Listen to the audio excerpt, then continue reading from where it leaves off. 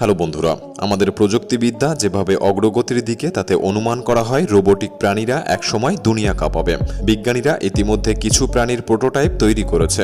ভেবে দেখুন ভবিষ্যতে যদি এই সমস্ত রোবোটিক প্রাণীর বৃদ্ধি হয়, কেমন হবে তখনকার দুনিয়া। বাড়ির পোষ্য প্রাণী হতে পারে এই সমস্ত রোবোটিক কুকুরগুলি। আসুন আজকের ভিডিওতে আমরা দেখাতে চলেছি ভবিষ্যতের জন্য তৈরি হওয়া কিছু রোবোটিক প্রাণী। এরা কি করতে পারে আর কি করতে পারে না।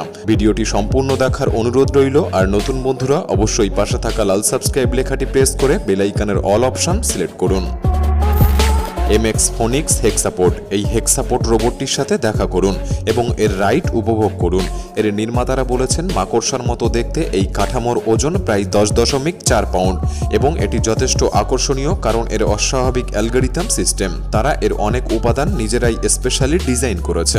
ইতিমধ্যে অনেক মানুষের মন জয় করেছে এই রোবোটিক প্রাণী। আবিষ্কারকরা বেশ কিছু ছবি এবং এই রোবটের বিবরণ robots.com-এ প্রকাশ করেছেন।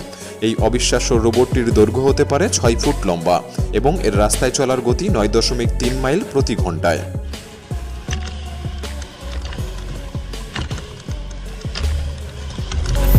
টাইটানো বোয়া, আপনি কি জানেন যে অনেকদিন আগে কলম্বিয়ায় টাইটানো বোয়া নামে একটি সাপ ছিল। এটি 43 ফুট লম্বা সাপ যার ওজন 2205 পাউন্ডের বেশি ছিল। যাই হোক, বিজ্ঞানীরা শুধুমাত্র সংরক্ষিত কঙ্কালের বিশ্লেষণের মাধ্যমে এই অনুরূপ রোবট প্রতিষ্ঠা করতে সক্ষম হয়েছে, কারণ টাইটানো বোয়া অনেক আগেই বিলুপ্ত হয়ে গেছে।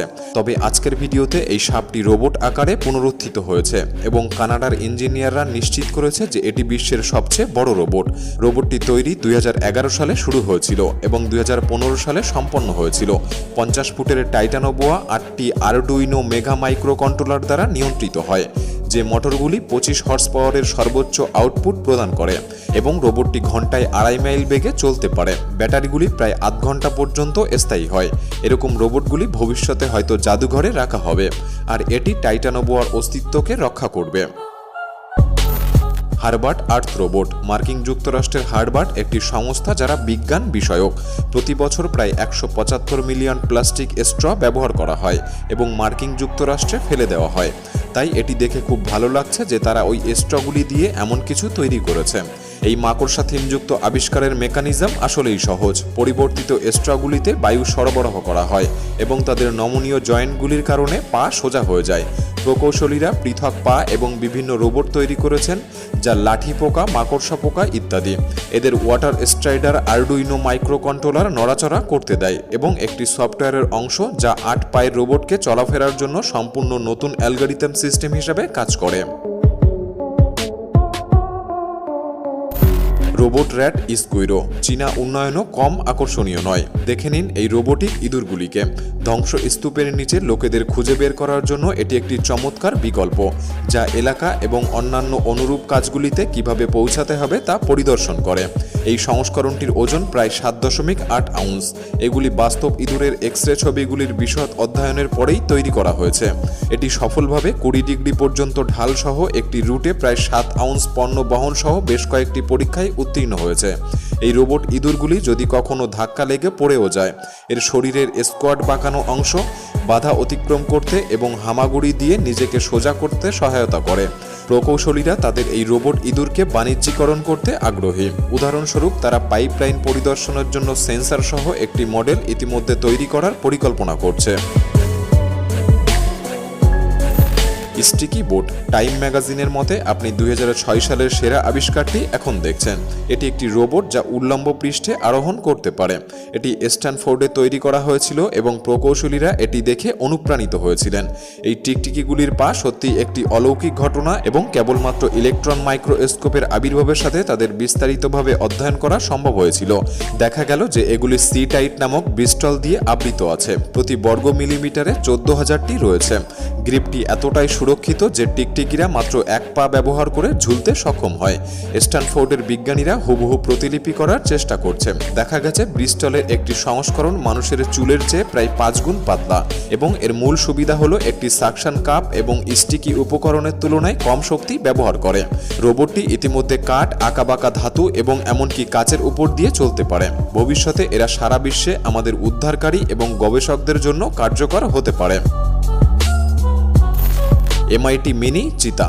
যাই হোক, এখনো পর্যন্ত যে উন্নয়নগুলি দেখিয়েছি তাদের মধ্যে এই প্রকল্প কিছুটা ভিন্ন হতে পারে। এই রোবট প্রতারক দেখতে খুব সুন্দর না হতে পারে এরা খুব হিংস্র, তবে এটি প্রতি ঘন্টায় 25.1 মাইল বেগে চলতে পারে।